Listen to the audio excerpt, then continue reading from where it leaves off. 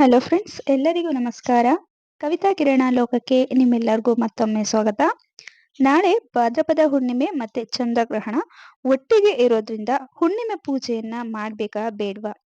ಹುಣ್ಣಿಮೆ ಪೂಜೆಯನ್ನ ಮಾಡ್ಬೇಕು ಅಂದ್ರೆ ನಾವು ದೇವರ ಸಾಮಾನ್ಯ ಯಾವಾಗ ತೊಳ್ಕೊಬೇಕು? ಹುಣ್ಣಿಮೆಗಿಂತ ಮುಂಚೆ ದಿನನೇ ತೊಳೆದು ಪೂಜೆಯನ್ನ ಮಾಡ್ಬೇಕಾ, ಅಥವಾ ಗ್ರಹಣ ಎಲ್ಲ ಮುಗ್ದಾದ್ಮೇಲೆ ಮತ್ತೆ ನಾವು ದೇವರ ಸಾಮಾನ ತೊಳೆದು ಪೂಜೆಯನ್ನ ಮಾಡ್ಬೇಕಾ? ಅಥವಾ ಗ್ರಹಣ ಇರೋದ್ರಿಂದ ಹುಣ್ಣಿಮೆ ಪೂಜೆಯನ್ನ ಮಾಡೋದೇ ಬೇಡ್ವಾ, ಅಥವಾ ಗ್ರಹಣ ಮುಗಿದ ಮೇಲೆ ಮಾಡ್ಬೇಕಾ ಅಂತ ಹಲವಾರು ಪ್ರಶ್ನೆಗಳು ಇದ್ದೇ ಇರುತ್ತೆ ಸ್ನೇಹಿತರೆ. ಈ ದಿನ ಗ್ರಹಣ ಇರೋದ್ರಿಂದ ಯಾವ ರೀತಿ ಯಾವ ಸಮಯದಲ್ಲಿ ಪೂಜೆಯನ್ನ ಮಾಡ್ಬೇಕು, ಹಾಗೇನೆ ಗ್ರಹಣದ ಸಮಯ ಯಾವಾಗ ಅಂತ ಇವತ್ತಿನ ವಿಡಿಯೋದಲ್ಲಿ ತಿಳ್ಕೊಳ್ಳೋಣ ಸ್ನೇಹಿತರೆ. ಅದಕ್ಕಿಂತ ಮುಂಚೆ ಯಾರೆಲ್ಲ ನಮ್ಮ ಚಾನಲ್ನ ಫಸ್ಟ್ ಟೈಮ್ ನೋಡ್ತಿದ್ರೋ ಪ್ಲೀಸ್ ರಿಕ್ವೆಸ್ಟ್ ಮಾಡ್ತಿದ್ದೀನಿ, ನಮ್ಮ ಚಾನಲ್ನ ಸಬ್ಸ್ಕ್ರೈಬ್ ಮಾಡ್ಕೊಂಡು ನೋಡಿ. ಈ ವಿಡಿಯೋ ಇಷ್ಟ ಆದ್ರೆ ಒಂದು ಲೈಕ್ ಕೊಡೋದನ್ನ ಮರಿಬಿಡಿ ಸ್ನೇಹಿತರೆ. ಬನ್ನಿ ಆಗಿದ್ರೆ ವಿಡಿಯೋನ ಶುರು ಮಾಡೋಣ.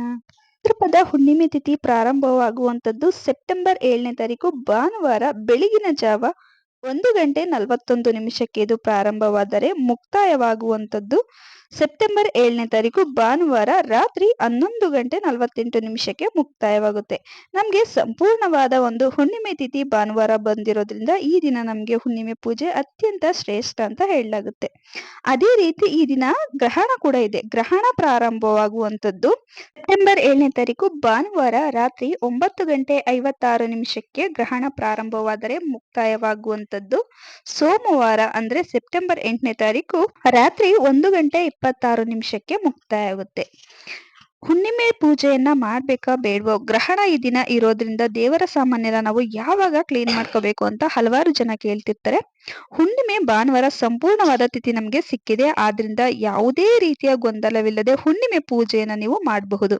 ಯಾಕಂತಂದ್ರೆ ನಮ್ಗೆ ಗ್ರಹಣ ಪ್ರಾರಂಭವಾಗುವಂತದ್ದೇ ರಾತ್ರಿ 9:56 ಮೇಲೆ. ಅದಕ್ಕಿಂತ ಮುಂಚೆ ನಾವು ಪೂಜೆಯನ್ನ ಮಾಡಬಹುದು. ಅಂದ್ರೆ ಬ್ರಾಹ್ಮಿ ಮುಹೂರ್ತದಲ್ಲಾದ್ರೂ ಸರಿ ಹುಣ್ಣಿಮೆ ಪೂಜೆಯನ್ನ ಮಾಡಬಹುದು. ರಾಹು ಕಾಲವನ್ನ ಹೊರತುಪಡಿಸಿ ನೀವು ಯಾವುದೇ ಶುಭ ಮುಹೂರ್ತದಲ್ಲಿ ಪೂಜೆಯನ್ನ ಮಾಡಬಹುದು, ನಿಮ್ಮ ಅನುಕೂಲಕ್ಕೆ ತಕ್ಕಂತೆ. ಬ್ರಾಹ್ಮಿ ಮುಹೂರ್ತ, ಗೋಧೂಳಿ ಮುಹೂರ್ತ, ಅಭಿಜಿತ್ ಮುಹೂರ್ತ, ತುಂಬಾನೇ ಒಳ್ಳೆ ವಿಶೇಷವಾದ ಮುಹೂರ್ತಗಳಿವೆ ಹುಣ್ಣಿಮೆ ಪೂಜೆಯನ್ನ ಮಾಡೋದಿಕ್ಕೆ.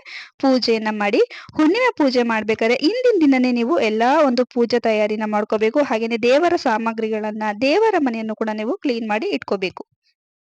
ಇನ್ನು ನಮ್ಗೆ 9:56 ನಮ್ಗೆ ಗ್ರಹಣ ಪ್ರಾರಂಭವಾಗೋದ್ರಿಂದ ಆ ಸಮಯದಲ್ಲಿ ಆದಷ್ಟು ಪೂಜೆಯನ್ನ ಮಾಡೋದಿಕ್ಕೆ ಬರೋದೇ ಇಲ್ಲ. ಹಾಗಾಗಿ ಆ ದಿನ ನಾವು ಆ ಸಮಯದಲ್ಲಿ ದೇವರ ಕೋಣೆಯನ್ನ ನಾವು ಬಾಗ್ಲನ್ನ ಹಾಕ್ಬೇಕು. ಅಂದ್ರೆ ತಪ್ಪದಲ್ಲೇ ದೇವರ ಮನೆಯಲ್ಲಿ ದರ್ಬೆಯನ್ನ ಇಡಬೇಕು. ನೆಕ್ಸ್ಟ್ ದಿನ ಅಂದ್ರೆ ಸೋಮವಾರ ನಾವು ಗ್ರಹಣದ ಸಮಯ ಮುಗಿದ್ಮೇಲೆ ನಾವು ಮತ್ತೆ ದೇವರ ಸಾಮಾನೆಲ್ಲ ಕ್ಲೀನ್ ಮಾಡಿ ಮತ್ತೆ ಪೂಜೆಯನ್ನ ಮಾಡ್ಬೇಕು ಸ್ನೇಹಿತರೆ. ಈ ರೀತಿ ನಾಳೆ ಭಾದ್ರಪದ ಹುಣ್ಣಿಮೆ ಮತ್ತು ಚಂದ್ರಗ್ರಹಣ ಇರೋದ್ರಿಂದ ಸರಳವಾಗಿ ಮನೆಯಲ್ಲಿ ಪೂಜೆಯನ್ನ ಮಾಡಿ ಗ್ರಹಣದ ಸಮಯದಲ್ಲಿ ಹೊರತುಪಡಿಸಿ ಪೂಜೆಯನ್ನ ಮಾಡಿ ಸ್ನೇಹಿತರೆ.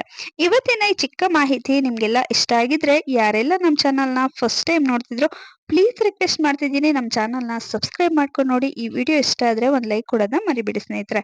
ಮುಂದಿನ ವಿಡಿಯೋಗಳಲ್ಲಿ ಇನ್ನು ಹೆಚ್ಚಿನ ಮಾಹಿತಿಯೊಂದಿಗೆ ಸಿಗ್ತೀನಿ. ಅಲ್ಲಿವರೆಗೂ ನಮ್ಮ ಚಾನಲ್ ಇರೋ ಪ್ರತಿಯೊಂದು ಉಪಯುಕ್ತ ಮಾಹಿತಿನ ನೋಡ್ತೀರಿ, ನಮ್ಗೆ ಹೀಗೆ ಸಪೋರ್ಟ್ ಮಾಡ್ತೀರಿ. Thank you.